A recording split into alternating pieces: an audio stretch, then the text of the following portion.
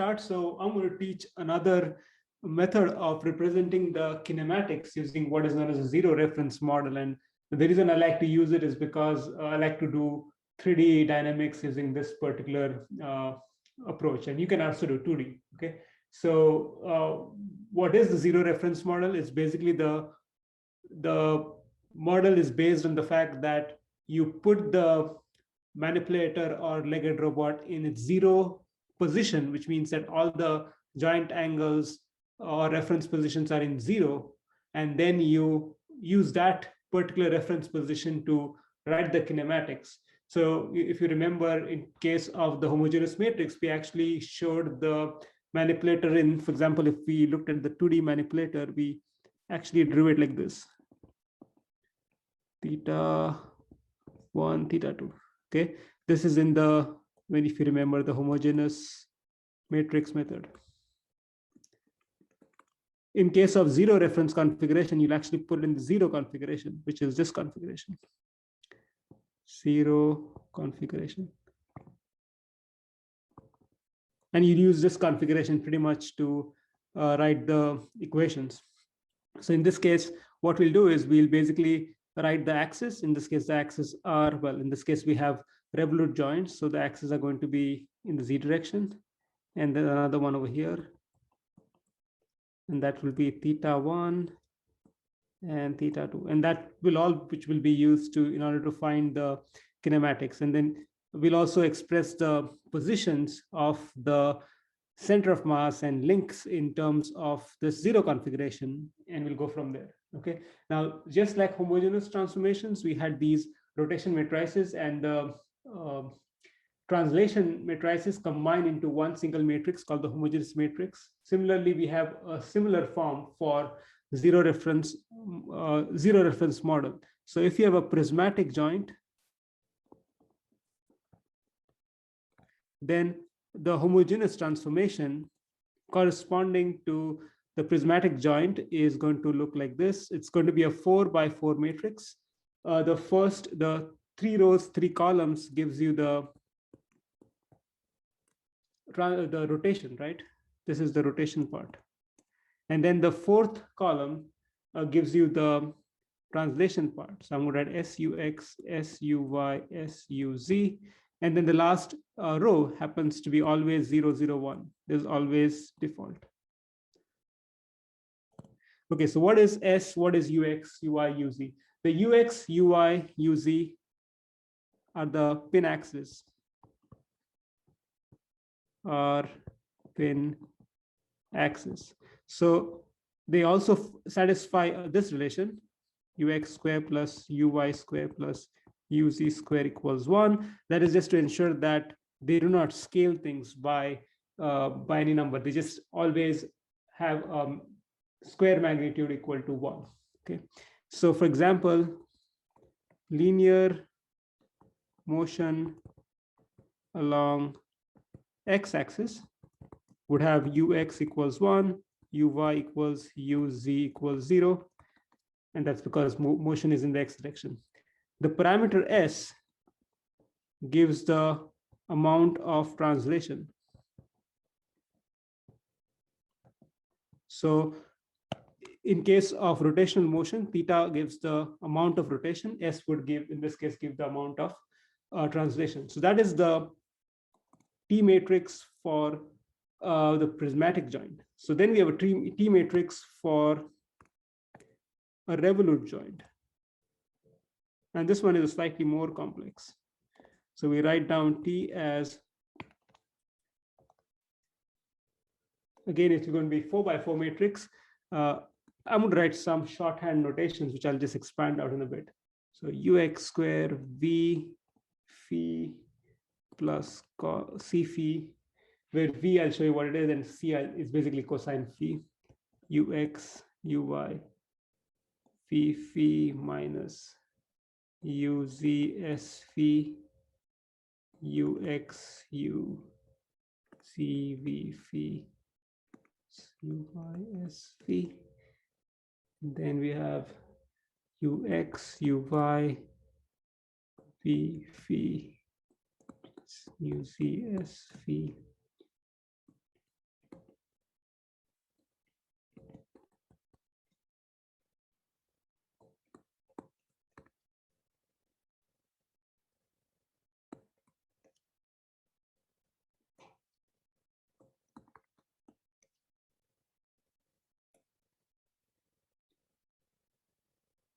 Okay, my bad. This is actually what is known as a rotation matrix. I'll write the T matrix in a bit, but that's just the rotation part of the T matrix. U, X, U, C, P, Phi.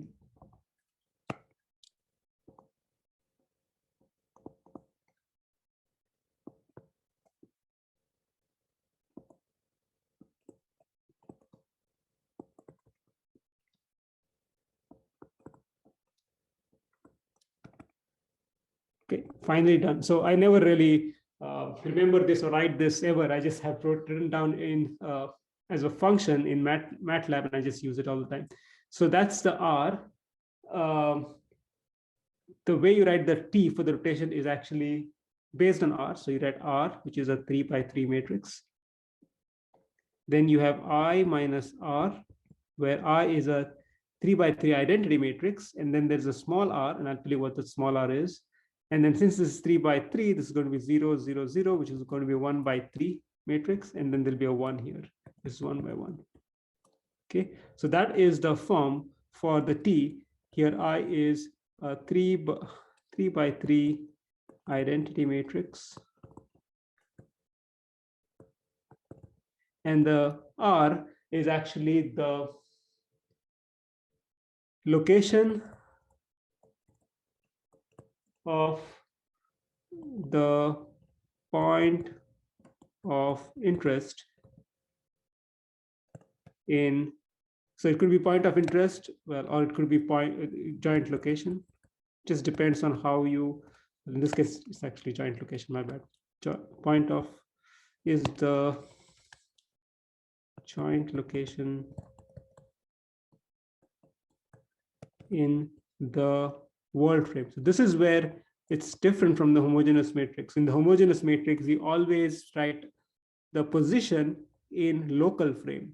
Here we write R in world frame. The position which was written in the H matrix, remember, H was something like R, R0, 1.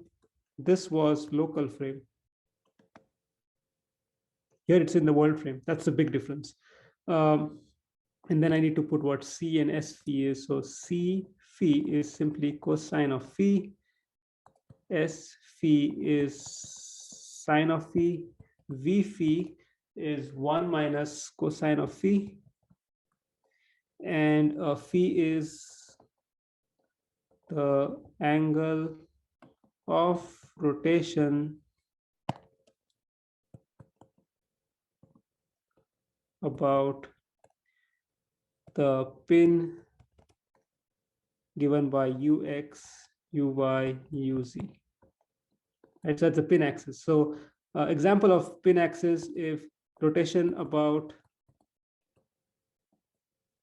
z axis, then that will simply be 0, 0, 1, right? Because uz, ux and uy are 0, uz is 1. Okay. Now, one of the biggest advantage I see of this rotation of zero reference, and this is something which I've used in the past, is ux, uy, uz need not be along any axis, right? Or any world axis. In fact, I worked on a robot where ux, ui, uz were not along the z or x or y direction. They were actually at an angle to the x, y, z, and I could just plug in the value of ux, ui, uz, and that advantage is there. You can do the same thing in homogeneous, but it's not so straightforward. The other advantage is that R is always in global frame, and this is really a matter of taste.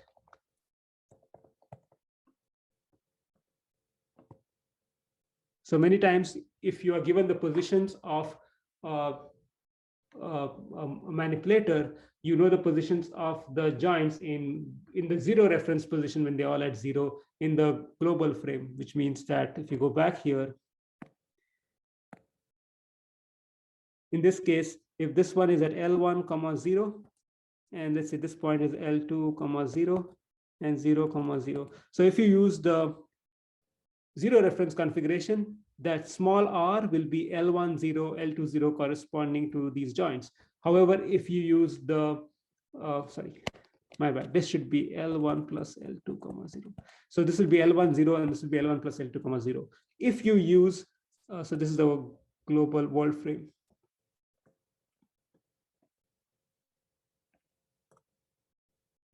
However, if you use the homogeneous matrix method, then this will be L1 0 like before, because this also happens to be the local frame and the world frame.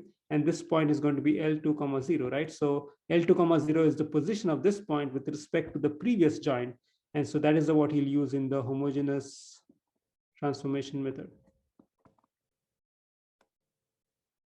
So you'll always use this one for 0 reference. You'll use the local frame for the homogeneous. So instead of keeping track of different frames, it's just easier to just put everything in world frame. So I think those are the two advantages of 0 reference configuration, which I really like, and that's why I would like to do 3D motions in or 3D dynamics in 0 reference configuration. Okay, so let's get started. I'm going to show you 2 examples to begin with on how to use 0 reference configuration. One will be a 2-link manipulator, the same one I drew, and then I will show you how to do it for the passive walker. So first case, double link manipulator. Okay. So in this case, as I said, my 0 reference is going to be my manipulator along the x-axis. So we should draw these cylinders. So let's say that x and y is this way. So z points out of the plane. So theta 1 is over here. Theta 2 is here. This point is L1 in global frame. This is 0, 0. And this point is L1 plus L2, 0. Okay. So let's call this 0 PQ.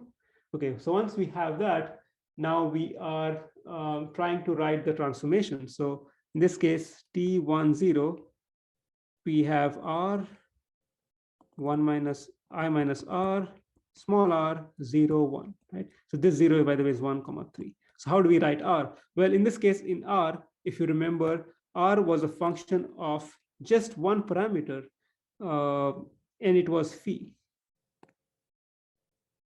So you can see this R. The only thing which was, my bad, phi and ux, ui, uz. There was phi and there was ux, ui, uz. So once we specify those 4 things, we are good when it comes to R, capital R. So let me write that down. So for here, ux equals uy equals 0, uz equals 1. Phi in this case is theta 1, and that takes care of R. Okay. Now we only need to specify R. R, as I said, is the position of in this case, we want to specify the position of this point, right? Because that corresponds to theta 1. So R is simply 0, 0, 0, and that should be a column matrix. I take the transpose. That completes my T10, which is the transformation for the first frame. Next, I write T2 with respect to 1. This is for P, for O, for P, and that one would be a similar form, I minus R times small r, O1. In this case, again, ux will be uy equals 0, uz equals 1, and phi equals theta 2, and then R would be, so let's see what R is. Here, in this case, the position of point P in the global frame is the x coordinate is L1, y coordinate is 0, and then the z coordinate is clearly is 0 because along the it's in the xy plane. So we have R equals L1, 0, 0 transpose. Okay, so that gives us T1. Now, if you want to find the position of, so this gives you the position of T2 with respect to frame 1. So point P with respect to this frame, which is attached to O. If you want to find the position of T2 with respect to frame 0, all you need to do is T1 times T21. This is similar to what we did for the homogeneous matrix. And that's basically a calculation which you can do by multiplying the two. I wouldn't do it by hand. I would just use MATLAB. Now let's see how to find the position of points P and points Q in the world frame, because those are the things we need in order to do the kinematics, right? So the position of P in world frame is T10 times P1. What that means is if I want to find the position of P, I need the transformation corresponding to frame at 0. So that's my T10, right? And then I need the coordinate of P in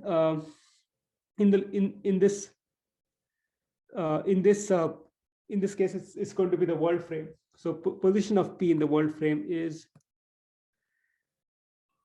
whatever the T is, which I got from here, I shove it in there, and then P1 would be this position in the world frame, which is L1, 0, 0, transpose. So because this L1 is the position of point P in world frame in the 0 reference configuration. So this gives me, so although this is in the world frame, this is only in the 0 reference configuration. When I take out the P0, it actually gives me the position of point P when θ1 is not equal to 0 and θ2 is not equal to 0. So you can see that clearly, because if you put T1 0, it's actually a function of θ1. And so T1 would be a function of θ1. And hence P0 would be a function of θ1, while P1 is not a function of theta, right? Because it's just L1, 0, 0. So you can see that that gives me the configuration in any configuration, not just the 0 configuration.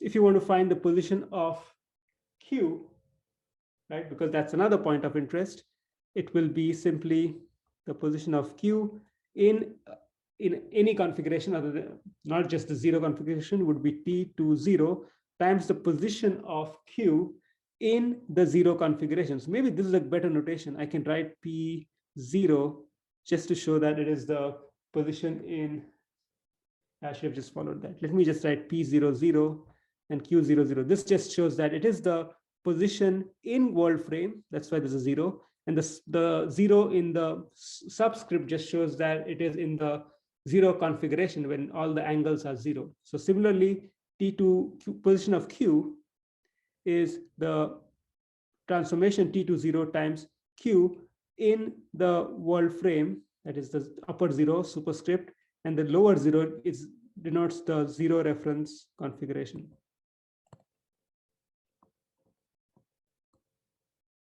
Okay, so you can see that that is simply L1 plus L2, 0, 0 transpose. That's all to it. If you do the math on this, you will see that P, so solving for P0, Q0 gives, so you get P0 equals, and this I did with in MATLAB, you get L1 cosine theta 1, L1 sine theta 1, 0, 1, since the 4x4, and you've got to ignore the fourth entry because that doesn't really give you anything. And then Q0 is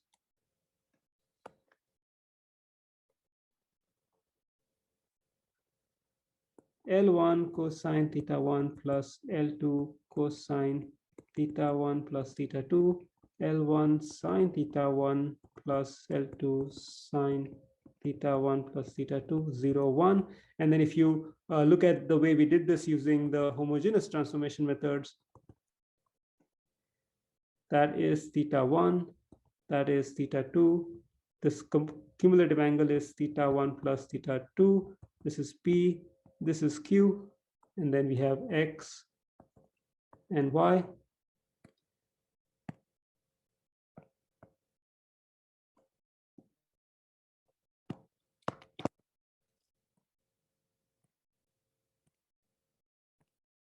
This is P, this is Q, and it's kind of easy to check that the position of P is on the x-axis is L1 cosine theta 1, because it's L1, and Y is L1 sine theta 1. And then to get the Q coordinate, it's going to be L1 cosine theta 1. This is the coordinate of P along the x-axis. And then to get the coordinate of Q with respect to P, it's going to be L2 cosine theta 1 plus theta 2. So that's going to be the projection of this along the x-axis. So that's the second part. And so it's easy to see really with trig that this is true. So that's how you use this particular method. Now I'm going to show another example of the passive walker we did. And it's slightly different from the earlier one. So 2 is passive walker. Okay. Remember that the passive walker looked something like this in the homogeneous transformation method.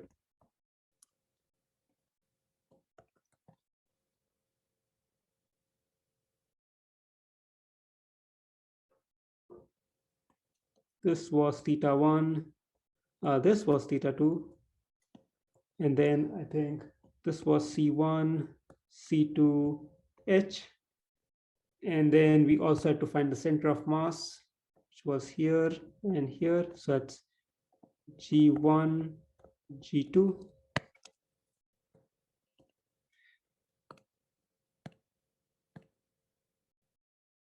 And I believe that this distance was C, and the same thing for the other leg. And then the leg length was L. Okay, so this is how we did it in the homogeneous transformation method. Right? To do it in the zero reference method, this is what we did do. By the way, I also forgot that we also attached an XY to this because we were in floating base. So this is how you do it in zero reference configuration. So first of all, we put this passive walker in the zero position. So which means that this leg is vertical. And if I draw the other leg behind it, it's just going to be over it and going to be difficult to visualize. So I'm just going to draw it slightly away, parallel, okay? But it is actually sitting behind the other one. So G1, G2. Okay, now we have this. Now let's see what we need to do. We have the floating base, so it's X and Y. I need to specify that. So first, let me fit the X. Then let me fit the Y. Okay, and these are coming for the point C1. So that's why I put them there, one after the other. And those are prismatic joints. And then we have a revolute joint here.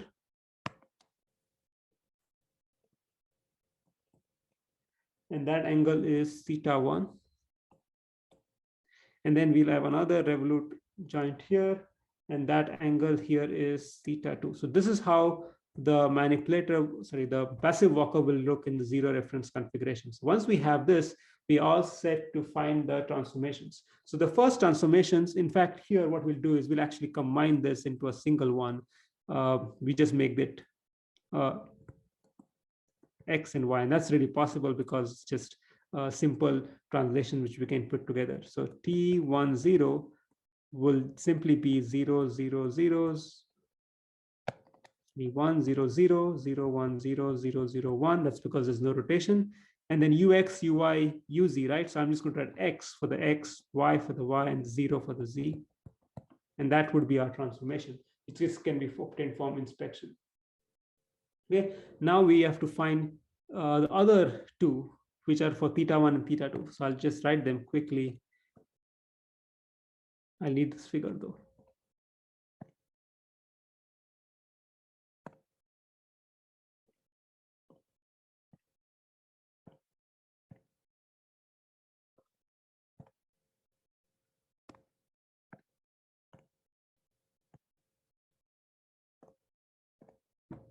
Okay, so let's try to write the other transformations.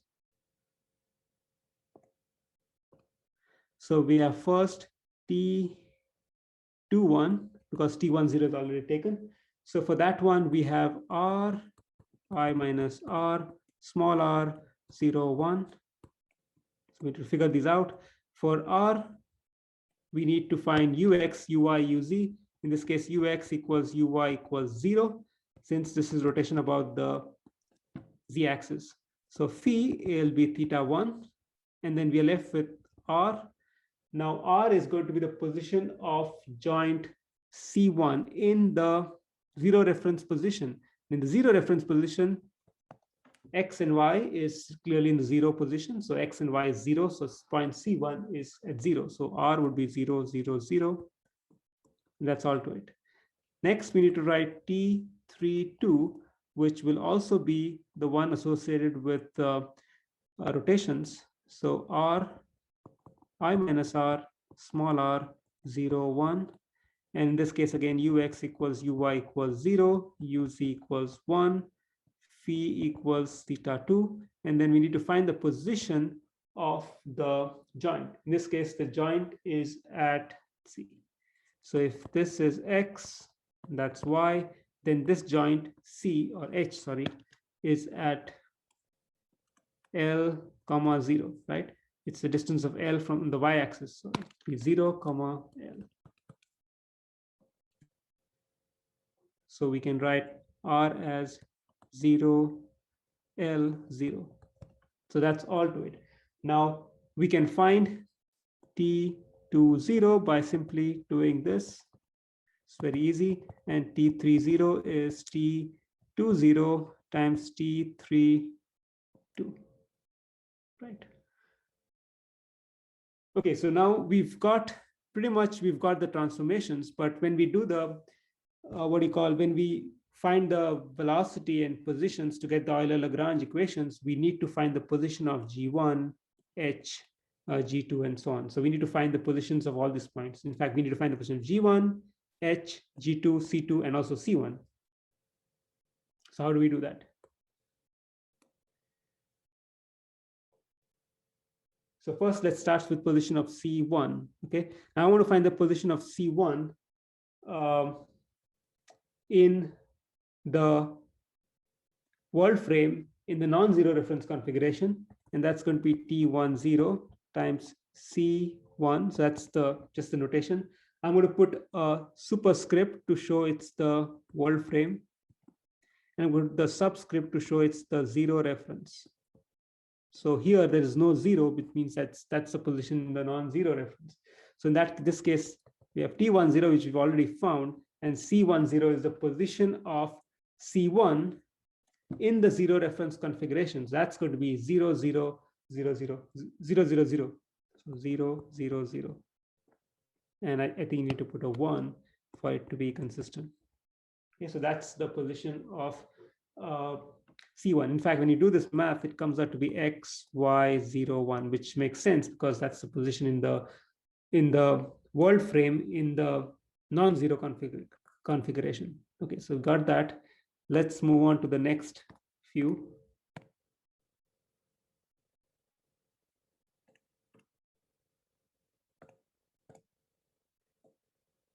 Okay, so now we'll find the position of G1, H, G2, and C2.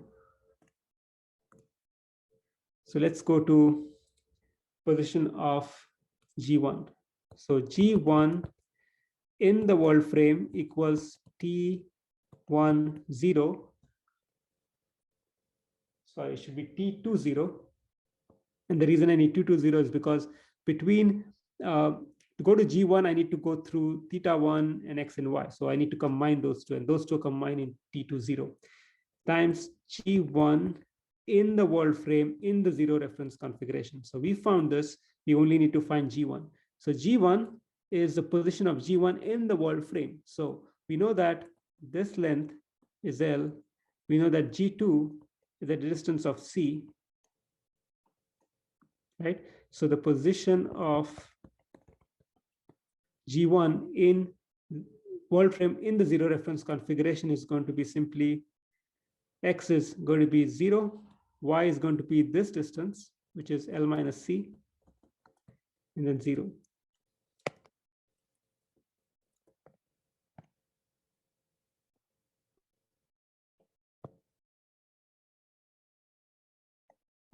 So we can keep doing that. We can go to H.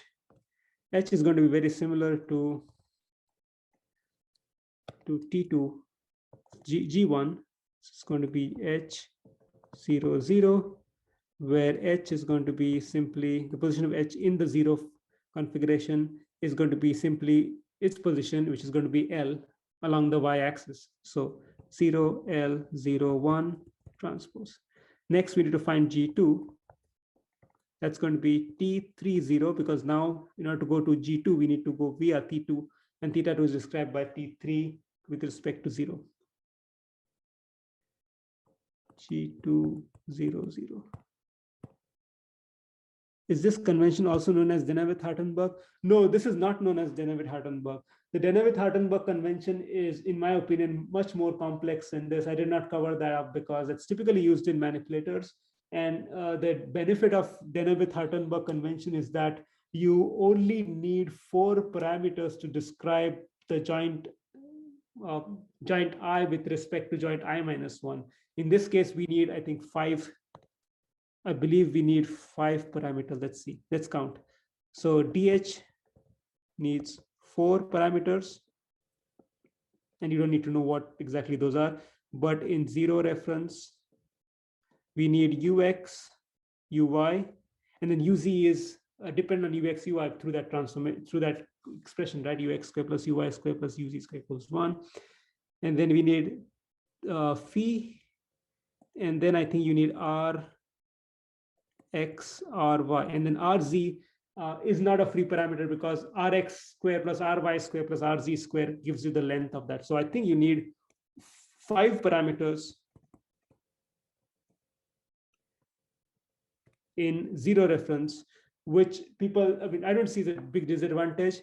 DH was nice because long time back, people did not have that much computing power, and it was nice to have representation which had few parameters. But yes, this is not DH. DH is known as Denevith-Hartenberg convention. Okay, so G20 is T30, G200. So T30, we know G20 is going to be exactly the same as G10 because you can see it's the same position. So it's L minus C along the y-axis. Okay, and then finally, C2 with respect to 0 is T30.